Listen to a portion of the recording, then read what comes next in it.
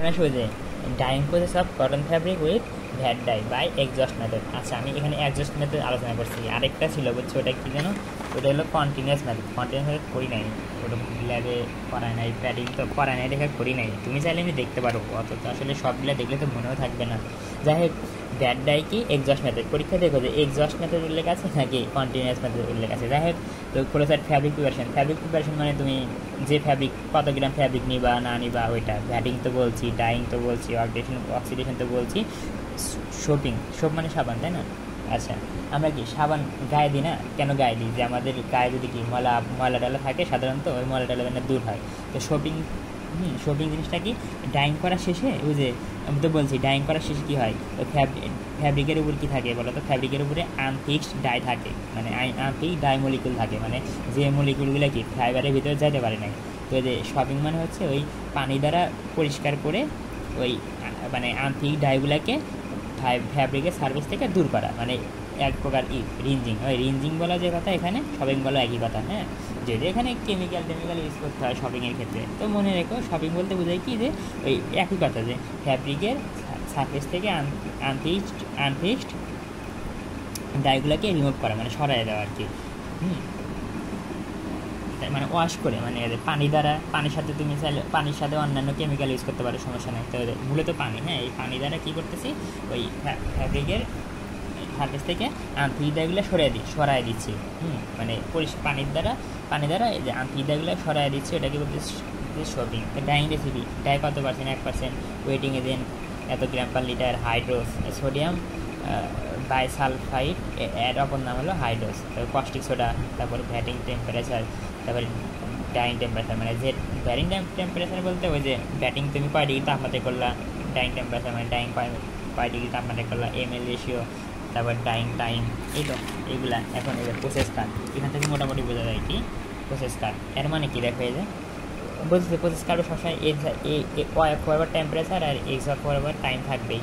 তো এখানে কি এ মানে বুঝেছি কি বলে ওয়েটিং এজেন্ট, বি মানে ব্যাড ডাই কস্টিক সোডা, এর মানে কি, তাহলে প্রথমে কি দিছি বলো, ওয়েটিং এজেন্ট দিছি, তারপরে ব্যাড ডাই দিছি, তারপরে কস্টিক সোডা দিছি, এরকম। হ্যাঁ, দেখো তাপমাত্রা কত, 40 ডিগ্রি সেলসিয়াস তাপমাত্রা, কয় ডিগ্রি, 40 ডিগ্রি সেলসিয়াস। ও আরেকটা কথা মনে রেখো, হ্যাঁ, এখানে ই ছিল, হ্যাঁ এখানে ই ছিল, কিন্তু ই দিতে হবে না, কারণ কি আমরা পরীক্ষায় একটা হলো ল্যাবে পরীক্ষা দেওয়া, আর একটা ল্যাবে এক্সপেরিমেন্ট করা, আর একটা কি ইন্ডাস্ট্রিতে এক্সপেরিমেন্ট করা। ল্যাবের ক্ষেত্রে আমরা কী করি, প্রথমে মনে করো কেমিক্যাল, পানি, এগুলো দ্বারা একটা ধোবন তৈরি করি, ধোবন করার পরে আমরা কী করি, ফ্যাব্রিক দিই। কিন্তু ইন্ডাস্ট্রিতে হয় কি, ইন্ডাস্ট্রিতে মনে করো আগে থেকেই মেশিনের ভিতরে ফ্যাব্রিক অলরেডি থাকে, আমাদের নতুন করে আর ফ্যাব্রিক দিতে হয় না, আমাদের শুধু কী দিতে হয়, ওই মেশিনের ভিতরে ফ্যাব্রিক তো আছেই, তো ওই যে জাস্ট কেমিক্যাল ডাইস এগুলো দিলেই হচ্ছে। তো আমরা যখন পরীক্ষায় লিখবো, ল্যাবে না, ল্যাব পরীক্ষায় না, হ্যাঁ, ল্যাব বলতে ওই যে আমাদের যদি ল্যাব টেস্ট হয়, তখন যদি আর কি তোমার পরীক্ষা নেয় স্যার, তখন যদি এরকম প্রসেস ব্যাখ্যা করতে পারলে তখন আলাদা কথা। কিন্তু আমরা পেপার ফাইনালে যখন লিখবো, সিটিতে যখন লিখবো, তখন ইন্ডাস্ট্রিতে কী হয় ওটাই আমাদের লিখতে হবে। তো ইন্ডাস্ট্রিতে তো অলরেডি কি মেশিনের ভিতর মনে করো আচ্ছা, যখন ব্লিচিং স্পারিং করি, তখন তো ওই মেশিনের ভিতর ফ্যাব্রিক থাকে, ওই ফ্যাব্রিকটাকে আর কষ্ট করে বের করতে হয় না, জাস্ট বাইরে থেকে আমরা কী দিই, এরকম কেমিক্যাল দিই। তো আমরা মনে রাখবো যখন 3D দিয়ে লিখবো, মানে মেইন টার্ম ফাইনাল পরীক্ষায় লিখবো, সিটি দিয়ে লিখবো, তখন এরকম করে লিখবো। স্যাম্পল যে অ্যাড করতেছি এটা আর দেখাচ্ছি না, কারণ কি আমরা তো আর ইন্ডাস্ট্রিতে স্যাম্পল অ্যাড করি না, হ্যাঁ, স্যাম্পল আগে থেকে থাকে। যাই হোক, তো কনফিউশনের কিছু নাই। এই তো তার প্রথমে কী করছে, তাপমাত্রা 40 ডিগ্রি, তাপমাত্রা কী করবা তুমি, ওয়েটিং এজেন্ট দিবা। দেখো মনে করে এই জায়গায় ওয়েটিং এজেন্ট দিছো, তার কিছুক্ষণ পর আবার কি বি মানে ব্যাড ডাই দিছো, মানে একটু করলে সময় লাগতেছে, তার মানে 40 ডিগ্রি তাপমাত্রায় তুমি কি এ বি সি ডি, অর্থাৎ waiting agent, VAT die caustic soda, এগুলো 40 ডিগ্রি তাপমাত্রা দিলাম। মনে করে এখানে হ্যাঁ আসলো, মনে করো কয় মিনিট গেলো, 20 মিনিট গেলো। আচ্ছা 20 মিনিট পর তুমি কী করবা, তাপমাত্রা 40 থেকে কী করবা 60 তুলবা, কি 60 তুলবা। তাপমাত্রা 40 থেকে 60 উঠতেও কিন্তু একটা কি সময় লাগবে, মনে করো এখান থেকে এটুকু 5 মিনিট, মানে তাপমাত্রা 40 থেকে 60 উঠতে 5 মিনিট সময় লাগছে। এই তো এতে দেখো, তারপর কি তাপমাত্রা এখান থেকে 60 থেকে আবার কী করছে 70 তুলছি, তারপরে এদের কিছুক্ষণ, মানে মনে করে এখান থেকে খেয়াল করে এখান থেকে এই পরিমাণ, হ্যাঁ মানে 40 থেকে 60 মিনিট, মানে 40 থেকে 60 পর্যন্ত। হ্যাঁ, আমার যতটুকু মনে হয় এদের এখানে 40 আর এটা 60, এদের 40 থেকে 60 পর্যন্ত কি আমার তাপমাত্রা কত 70 ডিগ্রি ছিল, তারপরে আবার কি তাপমাত্রাটাকে একটু কমানো হয়েছে এরকম।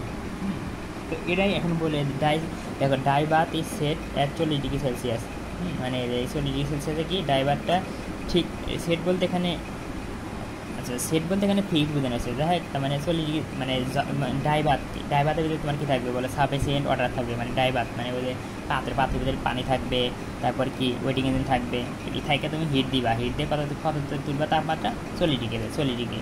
তারপর কী করবে অ্যাড ডাই, মানে ওই যে তাপ মানে পাত্রের ভিতরে তোমার কী আছে ওয়েটিং ইঞ্জিন আছে, সাফিসিয়েন্ট ওয়াটার আছে, হ্যাঁ তার ভিতরে কী করবে add dye and run for 10 minutes এদের।